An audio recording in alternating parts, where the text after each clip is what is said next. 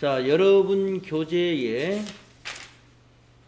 452쪽을 펴시겠습니다. 425쪽에 452쪽이요. 452쪽에 보시면은 연말정산 김현철 씨 자료가 있습니다. 그래서 김현철 씨의 자료를 하나씩 보면서 연말정산 데이터를 한번 입력을 해볼 텐데요. 연말정산을 하기 위해서는 자, 어느 메뉴로 가시느냐 하면은요.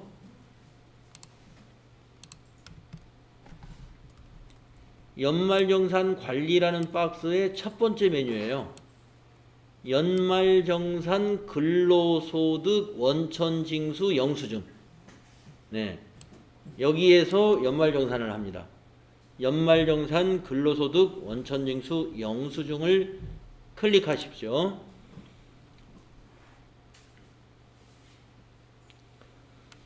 우리가 지금 1월부터 12월까지 급여 지급을 다 이상 없이 했기 때문에 1월부터 12월까지의 급여 자료는 다 여러분이 지금 입력된 것이 정상이다라고 그냥 보셔야 돼.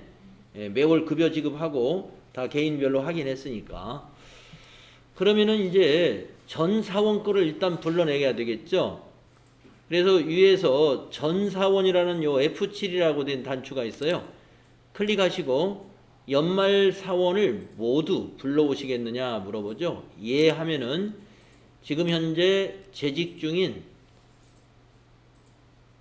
사원을 모두 불러냅니다. 그래서 우리 회사는 지금 3명의 사원이 있어요. 그래서 이제 김현철 씨부터 할 거니까 김현철 씨를 클릭을 하시고 지금 여기 보면 연말 탭에 와 있죠. 자동으로. 김현철 씨를 클릭하면 김현철 씨 1월부터 12월까지의 총급여가 여기 보여요. 정산 명세의 맨 꼭대기에 있는 21번에 총급여 6,500만원. 여기서부터 해서 이제 이 정산 명세를 대략적으로 한번 정리를 먼저 하겠습니다. 이 정산 명세가 상당히 중요한 표인데요. 여기다 직접 입력하는 것은 몇 개 안 됩니다만은 여기가 최종적으로 공제사항이 집계가 되는 곳이기 때문에 결과적으로 맨 나중에는 여기 와서 확인을 해야 돼요. 입력된 것이 반영됐는가 하는 것을. 자, 그러면 21번의 총급여는 어디서 왔을까요?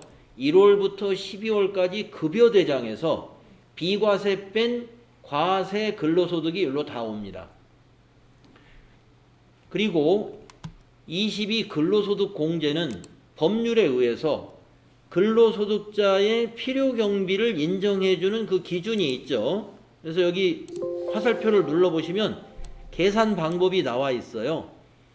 500만원 이하에는 70%를 근로소득 공제를 해주고 500만원 초과된 금액부터 1500 이하까지는 40%, 또 1500 초과해서 4500 이하까지는 15% 이렇게 해서 총 급여액이 구간을 초과할 때마다 소득공제 금액은 점점 그 비율은 줄어듭니다. 그래서 이 김현철 씨에 맞는 소득공제를 이 산식에 의해서 이 프로그램이 자동으로 계산한 거예요. 그래서 1,300만 원을 필요경비로 인정해 주는 겁니다.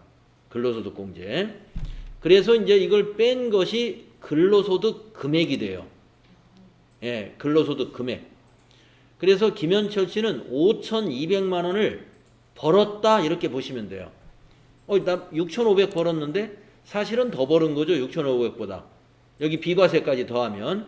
그러니까 여기 보이는 것은 비과세 뺀 것이 총급여. 거기에서 근로자들의 필요경비, 직장을 다니려면 뭐 옷도 사 입어야 되고, 네, 화장도 해야 되고 그럴 거 아니에요. 그런 것들이 이제 필요경비란 말이에요. 그것을 개인별로 계산할 수가 없으니까 근로소득 공제라는 제도를 두어서 그걸 빼준단 말이에요. 그래서 1,300만 원이 회사 출퇴근하면서 필요한 경비다. 그걸 뺀 게 이제 소득 금액이에요. 이게 이제 5,200 벌었다는 것이죠. 예.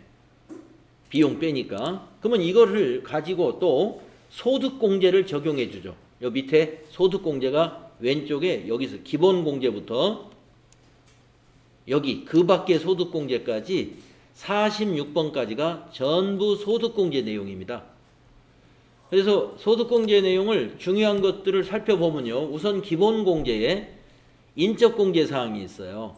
본인 150, 배우자 150, 부양가족이 본인과 배우자를 제외하고 이렇게 많았나요? 4명. 네, 4명이고 그 다음에 경로우대가 있었어요. 경로우대 2명이. 그래서 한 사람당 100만 원. 2명이니까 200. 또 장애인이 1명 있었어요. 이런 것들은 추가 공제 사항이죠. 우리 이론 때 배웠잖아요. 네. 이렇게 해서 기본 공제에 추가 공제까지 인적 공제 사항 여기 쭉 나열되어 있어요. 그 다음에 연금, 국민연금 납부한 거 260만 원 소득 공제해 줍니다. 또 건강보험료 납부한 거 220만 원 소득 공제해 줍니다. 그럼 벌써 몇백이 여기 1000만 원이 벌써 넘었죠.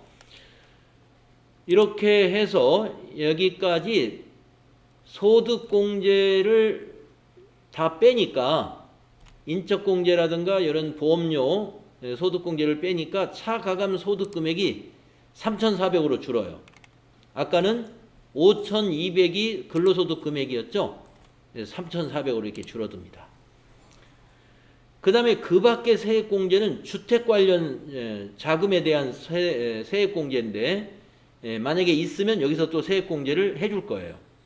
그래서 그 밖의 소득공제까지 뺀 것이 오른쪽 맨 위로 올라가면 종합소득 과세표준이라는 게 나와요. 예, 과세표준. 그래서 이제 이 김현철 씨의 현재 과세표준은 이만큼입니다. 연말정산이 아직 끝난 건 아니에요. 현재까지 돼 있는 거. 거기서 우리 그 6%부터 세율표 있죠? 여기 화살표 눌러보시면 어떻게 세금이 계산되는지 나옵니다. 종합소득 기본 세율표.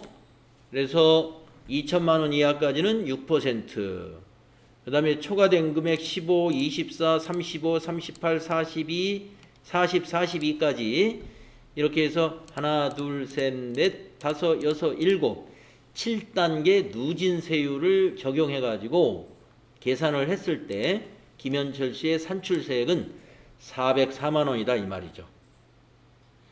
이 산출세액을 다 내느냐 이제 세액공제를 해주는 게 여기 나와요. 55번부터 그래서 근로소득 세액공제 여기 한번 화살표 눌러볼까요? 일용직 근로자에게 해주는 게 55% 세액공제를 해 주었잖아요. 네, 55%. 그렇듯이 이런 월급여 근로자도 세액공제를 적용해 줍니다. 여기 130만 원 이하는 산출세액이 55%를 세액공제해 주고 130만 원 초과한 거에 대해서는 이런 방식으로 계산을 한다는 거죠. 그래서 세액공제를 적용하면은 김현철 씨의 근로소득 세액공제가 66만 원이에요. 그러면 산출세액에서 벌써 66만 원 빠지고 또 자녀가 세액공제 대상되는 자녀가 한 명 있어요. 15만 원. 그러면 한 80만 원 또 빠지고 그래서 81만 원 빠지네요. 그래서 결정세액이 현재는 320만 원입니다. 그리고 밑에 보면은 김현철 씨가 1월부터 12월까지 납부한 세액이 소득세가 270이에요. 그래서 이번에 2월 달에 내야 될 소득세는 48만 2천 원을 내야 되네요. 현재까지는 48만 2천 원을 납부해야 되는 걸로 나오는데 이제 김현철 씨 연말정산을 하게 되면은 이게 환급받을 세액이 나올 수도 있겠죠. 아직 자료를 하나도 입력 안 했지 않습니까? 예. 그래서 이 정산 명세를 우선 볼 줄 알아야 된다는 거. 왼쪽은 소득 금액과 소득 공제가 나타나 있고 이 표의 오른쪽은 세액공제, 이제 과세표준과 세액공제, 근로소득 세액공제부터 자녀세액공제, 연금계좌 세액공제, 그 다음에 의료비, 교육비, 기부금 세액공제, 보험료 세액공제, 또 월세액 세액공제, 뭐 이런 것들 세액공제가 빠져가지고 결정세액이 나온다. 그리고 밑에는 결정된 세액과 기납부 세액을 비교해가지고 76번에 최종 2월 달에 납부할 세액이 얼마인지를 산출해낸다. 예, 그래서 이걸 볼 줄 알아야 됩니다. 자, 그러나 여기다 입력하는 건 별로 없어요. 다 여기 오른쪽에 있는 어떤 거는 소득 명세에, 어떤 거는 소득 공제에, 어떤 거는 의료비 탭에, 기부금은 기부금 탭에, 신용카드는 신용카드 탭에 입력을 하게 되어 있습니다. 그것을 지금부터 해보겠어요.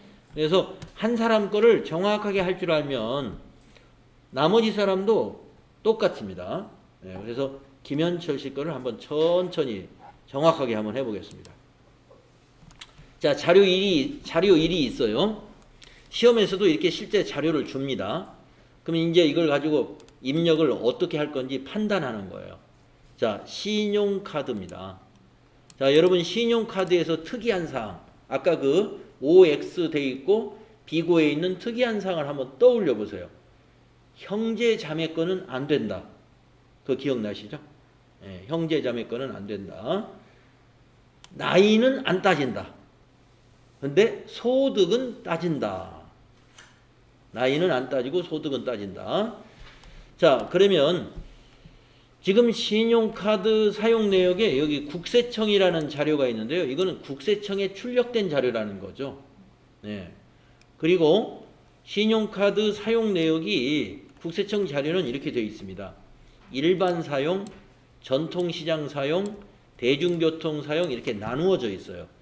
그러니까 1,900만 원을 일반 사용이 이렇게 되고 전통시장, 대중교통이 100이다 이겁니다. 이게 공제율이 서로 다르기 때문에 이렇게 구분해서 집계를 해주고 있어요. 예, 구분해서.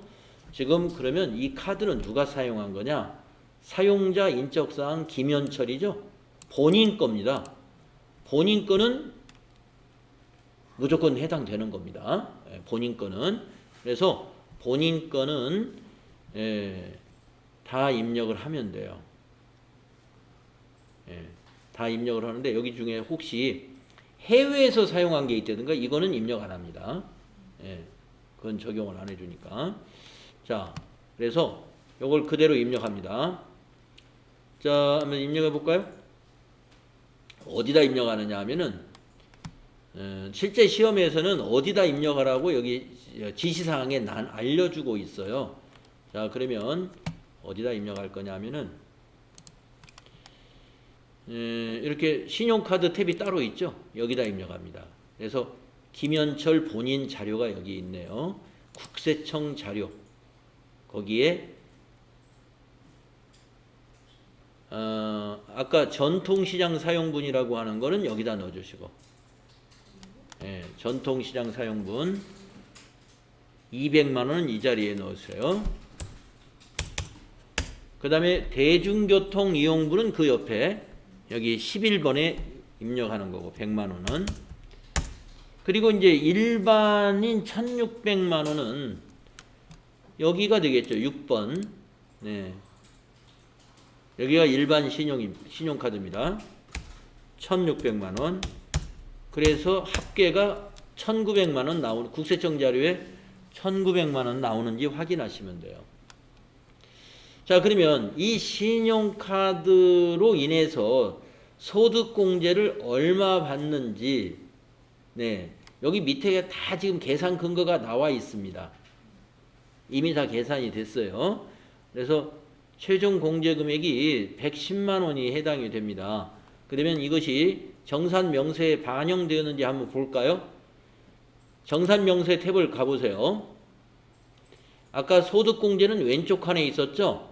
예, 그 밖에 소득공제에 여기 42번 신용카드에 총 사용금액 1,900만 원 중 소득공제 적용은 110만 원만 적용되는 거예요.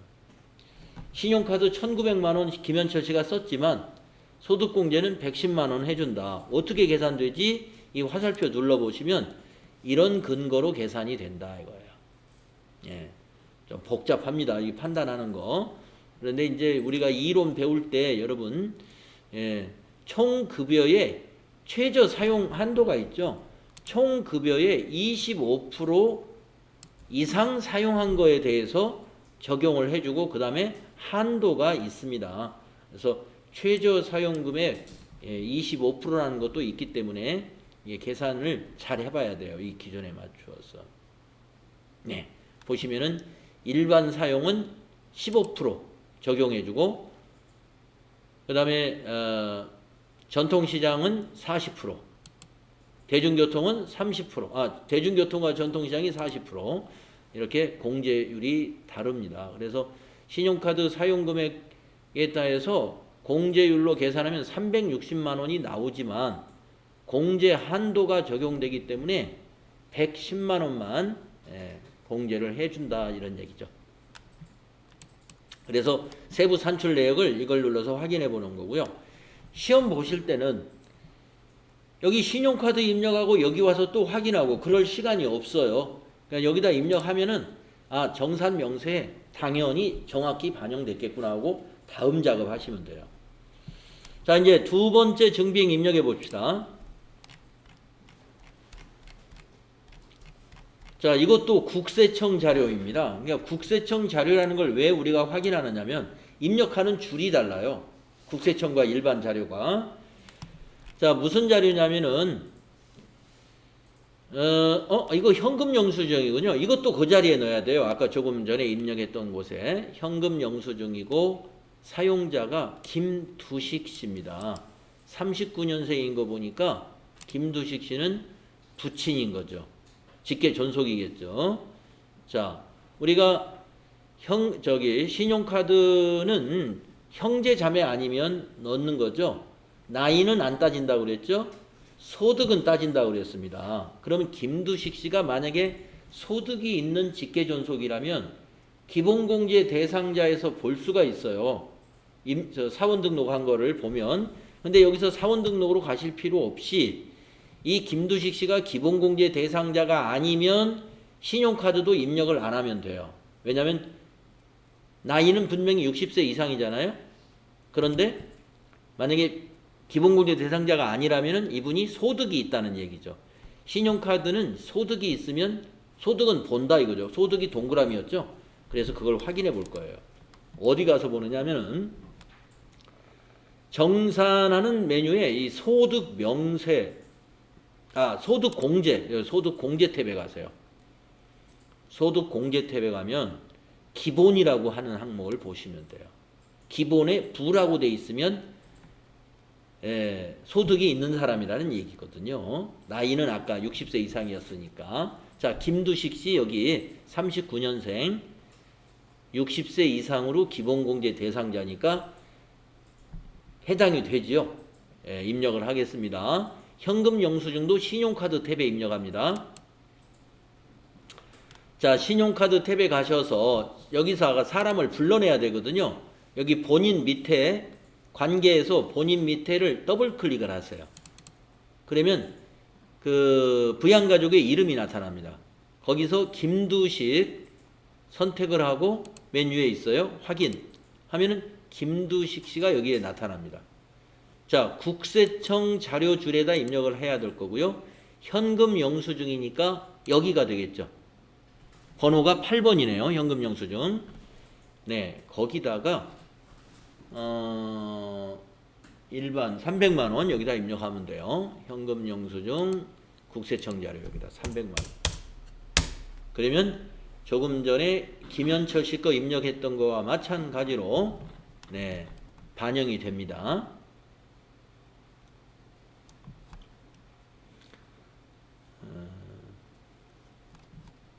그래서 정산 명세에 가보면은 조금 전에 110만 원에서 방금 아버지가 사용한 것까지 합쳐져 가지고 신용카드 소득공제가 202만 5천 원으로 아버지께 한 90만 원 정도 여기에 다시 가만히 포함이 된 거예요.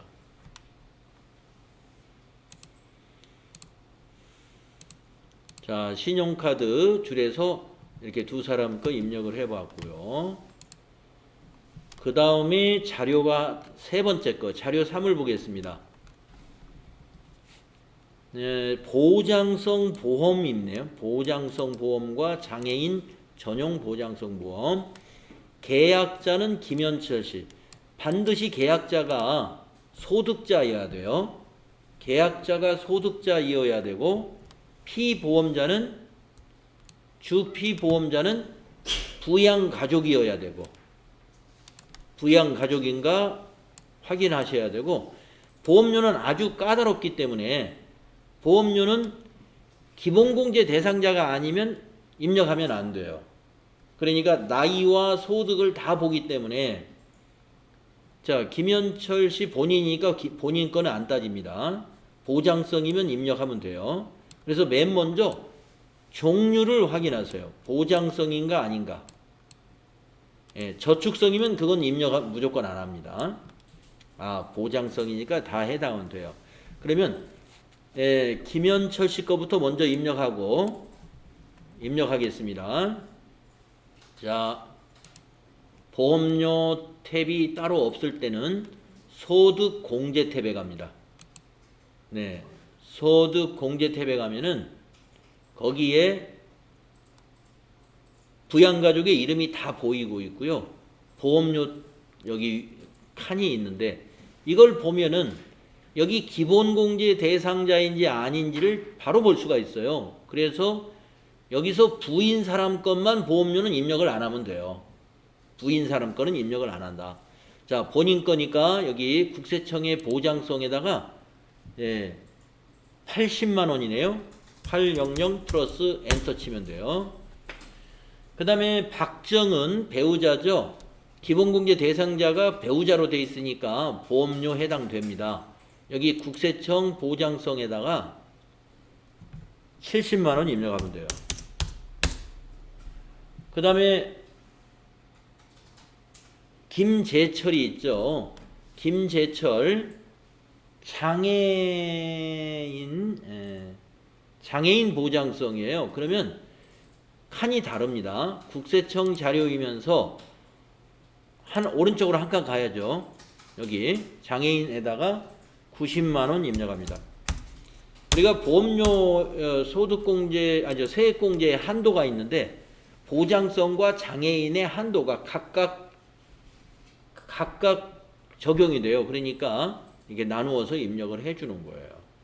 그러면 이제 일반 보장성 보험료 150만 원에 장애인 보장성 보험료까지 240만 원의 보험료를 납부했단 말이에요. 네. 그러면 보험료 세액공제는 얼마나 받는지 여러분 궁금하시죠? 정산 명세 한번 가볼까요? 네, 보장성 보험료 240만 원을 납부했을 때, 자, 보험료는 세액공제 사항이에요. 그래서 오른쪽 칸을 보세요. 세액공제에 여기 60번 보장성 보험료 240만 원 납부하고서 세금은 25만 5천 원의 세금을 공제해 준다 이거예요. 아까 왼쪽에 그 신용카드는 세액공제가 아니라 소득공제예요. 소득공제. 202만 5천 원 이건 소득공제. 소득 금액에서 빼는 거고 보험료는 세금에서 직접 빼는 거예요. 산출한 세액에서. 그래서 이걸 세액공제라고 그러죠. 그 산출 근거는 항상 여기 화살표를 누르면 어떻게 산출되는지 명세가 이렇게 나타납니다. 밑에 공식을 제공해 주고 있고요. 프로그램에서 이 공식을 적용해서 계산했다는 거예요. 그래서 보정성 보험료, 장애인 보장성 보험료 100만 원을 한도로 하기 때문에 지금 보장성 보험료는 100만 원을 초과했죠. 그래서 100만 원만 한도로 하고 장애인 보험료는 100만 원 한도 내에 있죠. 그래서 190만 원을 한도로 해서 15% 공제율을 적용하면 25만 5천 원이 산출이 돼요. 자, 다음에 그러면 이제 보장성 보험료 다 입력했습니다. 자료가 또 있습니다. 네 번째 자료를 보시면 의료비 세액공제인데요. 여러분이 의료비를 입력할 때는 나이도 안 따지고 소득도 안 따진다는 것을 기억하시면 되고 영수증이 단기 거면 단기에 해당되는 것이면 다 해당이 됩니다. 다만 의료비가 안 되는 것은 그 치료를 받기 위한 의료비가 아니라 미용을 위한 의료비는 그거는 안 돼요.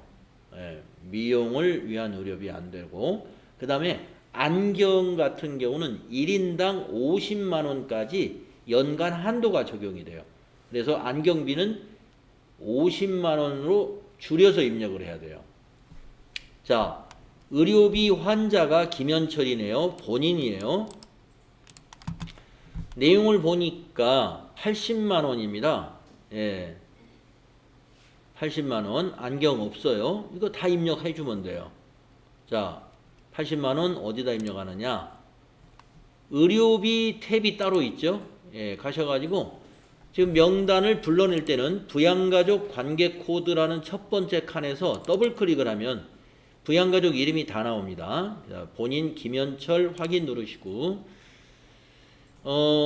지금 우리가 입력하는 이 자료는 국세청 자료이기 때문에 이 밑에 이거 국세청 자료는 병원 이름이라든가 사업자 번호 나타나지 않기 때문에 입력을 안 합니다. 국세청 자료는 그냥 그 부분은 패스하는 거예요. 네, 그래서 상호에서 그냥 엔터, 사업자 번호도 엔터, 의료 증빙 코드를 1번을 넣어주는 거예요. 국세청.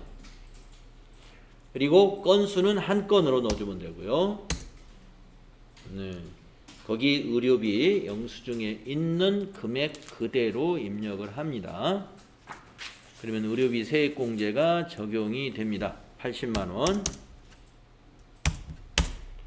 자, 실손의료보험금이라는 항목에 입력할 때는 언제 입력하냐면 김현철 씨가 만약에 실손의료보험에 가입해 가지고요. 보험료 받은 게 있으면 그걸 여기다 입력해 주는 거예요. 그 보험료 받은 거는 의료비 지출 금액에서 차감시킵니다. 네, 그래서 실손보험 수령한 것이 있으면 여기다 입력해 주고 그 다음에 그 오른쪽에 있는 세 가지는 추가로 공제율을 더 높여서 적용해 주는 겁니다. 난임시술비, 중증질환, 그 다음에 산후조리원 관련된 것은 공제율이 더 높아요. 그렇기 때문에 해당되면 여기를 0으로 해서 동그라미 쳐주면 되는데 지금 김현철 씨는 여기에 해당되지 않습니다. 자, 증빙이 또 의료비가 하나 더 있어 보여요. 밑에 보니까 또 의료비인데 이번에는 환자가 황순희입니다. 자, 황순희 씨가 부양가족 명단에만 있으면 입력하면 돼요. 네, 자 밑에 내역을 봐야 돼요. 400만 원인데 혹시 미용을 위해서 지출한 거라든가 안경이나 콘택트 렌즈가 한도를 넘었는가 이런 사항을 확인해야 됩니다. 네. 자, 미용으로 지출된 것은 없지만 안경이 70만 원이 지출이 됐는데 안경은 50밖에 적용을 안 받기 때문에 황순희 씨는 20만 원을 여기서 빼야 됩니다. 그래서 380만 원으로 입력해야 정확하게 입력하는 거예요. 네, 380만 원으로. 자, 그러면 입력을 해 볼까요? 자, 지금 의료비 탭에 있고요. 아까처럼 두 번째 줄에서 더블 클릭을 합니다. 그래서 황순희 부양가족을 선택하고 확인한 다음에 국세청 자료는 상호나 사업자 번호를 그냥 지나가요. 그리고 여기서 1번 국세청하고 한 건 한 다음에 400에서 20만 원을 뺀 380만 원만 입력을 해야 됩니다. 네, 380만 원. 자, 오른쪽에 해당되는 건 없었어요. 의료비가 또 있나요? 없네요. 그러면은 우리가 지금 연습하는 거니까 궁금하죠. 의료비를 본인과 모친의 의료비까지 해서 지금 460만 원을 지출을 했는데 이 사람이 의료비 때문에 세액공제 받을 수 있는 건 얼마일까? 한번 궁금하죠? 정산명세에 가셔가지고 세액공제니까 오른쪽이에요. 세액공제의 특별세액공제 쪽에 있어요. 보장성보험 바로 밑에 61번 460만 원 지출했는데 세금은 39만 7,500원을 세금에서 공제해준다. 네. 그 계산 근거는 여기 화살표 눌러보시면 나옵니다. 네. 그래서 이것도 공제율이 15%, 난임 시술비 등 좀 센 거는 20%. 의료비 지출액에서 해주는 것이 아니라 공제 대상 금액이라는 것을 산출해 가지고 해주는데, 공제 대상 금액은 이런 방식으로 산출을 해요. 총 급여의 3%를 초과해서 지출한 것, 총 급여의 3%를 초과해서 지출한 금액에 대해서 15% 세액 공제를 해준다. 이렇게 대략적으로 아시면 됩니다. 자, 그래서 산출이 됐고요. 다음 자료는요. 6번째 자료가 있는데요. 교육비입니다. 여러분, 교육비에서 그 특이한 비고사항에 있던 특이한 걸 한번 떠올려 볼까요? 직계 존속의 교육비는 안 된다. 직계 존속. 자, 김장일 96년생 존속은 아니네요. 네, 아닌데 자녀겠죠. 대학원이 안 돼요. 자녀의 교육비는 초, 중, 고, 대학교까지만 됩니다. 대학원은 본인의 대학원 비용만 돼요.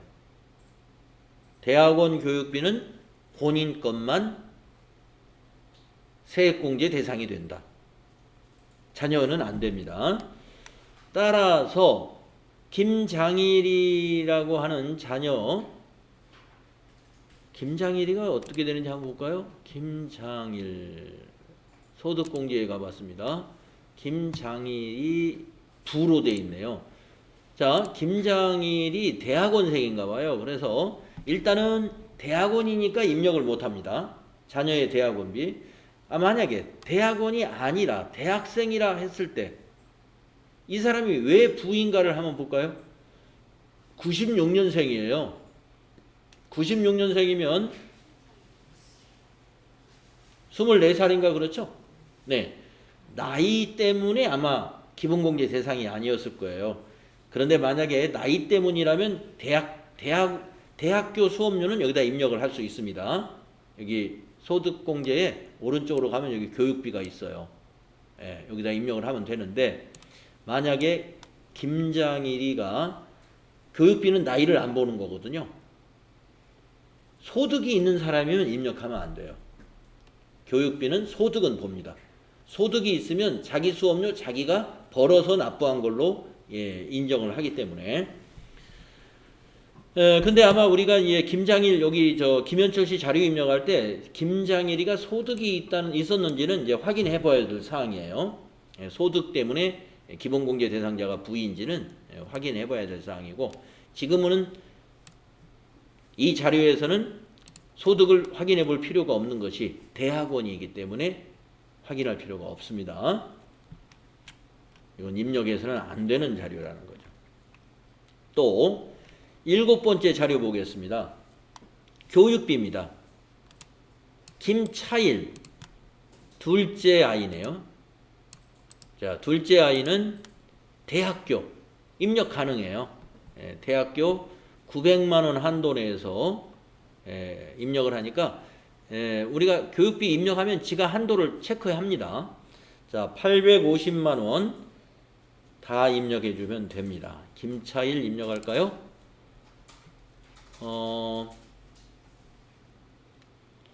교육비 탭이 소득공제 안에 있어요. 소득공제 안에, 자, 오른쪽 보시면은 김장일 밑에 있는데 윗줄이 국세청 자료고 아랫줄이 일반입니다. 기타입니다. 그래서 윗줄에다가 여기 구분을 클릭하면 취학전 초중고 대학생 나와요. 대학생 선택하고, 자, 다시 윗칸에다가 그대로 입력합니다. 850만 원. 네, 그러면 적용됐고요.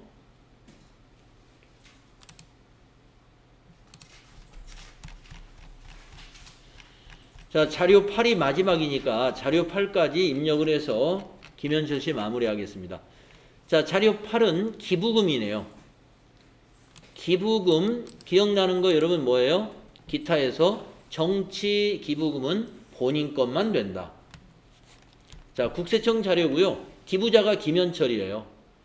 선거관리위원회, 이게 정치자금입니다. 정치자금 기부금. 본인 거 입력할, 김현철이 본인이죠. 대한적십사 법정기부금입니다. 예, 모두 입력을 하면 돼요. 본인 것이기 때문에.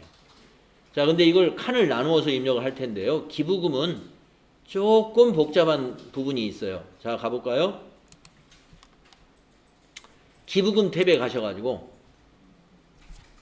예, 기부금 탭이 따로 있는데, 여기에 기부자 관계를 더블 클릭해서 김현철 확인하신 다음에, 국세청 자료는 역시 사업자 번호나 상호를 그냥 패스하시고, 코드에서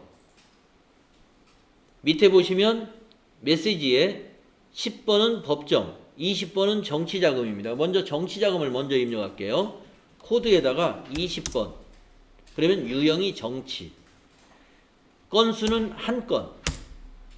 기부 대상 금액에다가 그 30만 원을 입력하는 거예요.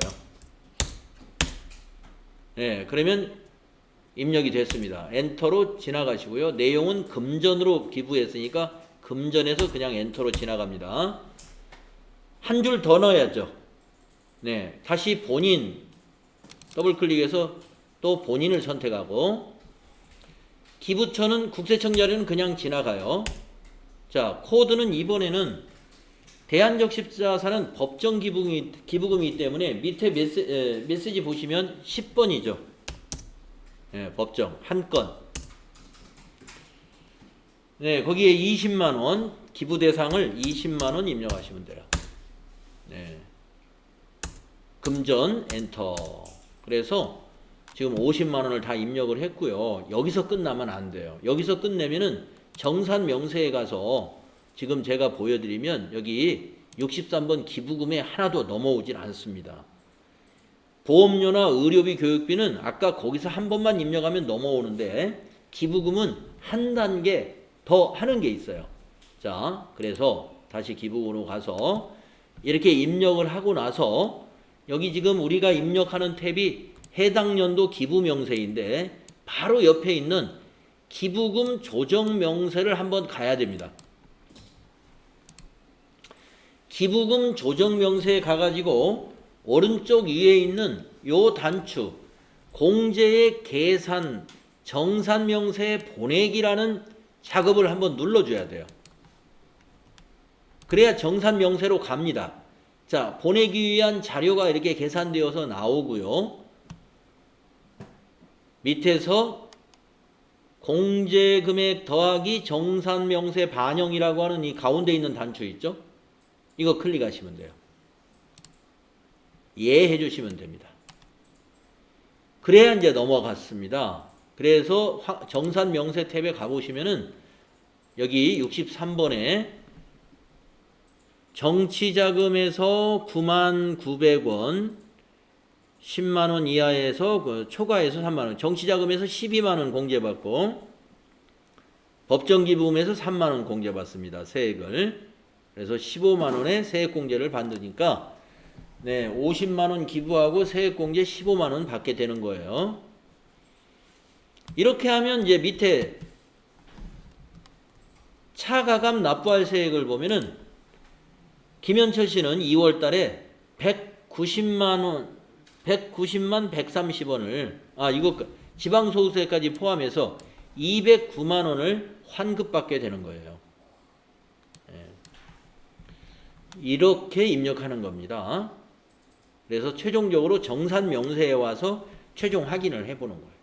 반영이 제대로 됐는지. 네. 자, 시간이 됐기 때문에 오늘 김현철 씨 거 하고요. 다음 시간에 노현주 씨, 이진섭 씨 이어서 하도록 하겠습니다. 수고했습니다. 네.